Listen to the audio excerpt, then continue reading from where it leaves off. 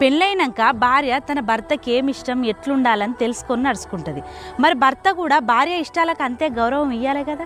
తమిళనాడుకి చెందిన కానిస్టేబుల్ భార్య అంబిక గారు 10 కూడా చదవకపోయినా ఐపీఎస్ ఆఫీసర్ అవ్వాలనుకుంటుందని గమనించిన తన భర్త, పిల్లగాన్లను నేను చూసుకుంటా, నువ్వు చదువుకొని ఒక ప్రైవేట్ ఇన్స్టిట్యూట్ లో చదివిపిస్తే యూపీఎస్సీ రాసి తన భర్త ఇచ్చిన అండతోని ఐపీఎస్ ఆఫీసర్ అయ్యింది.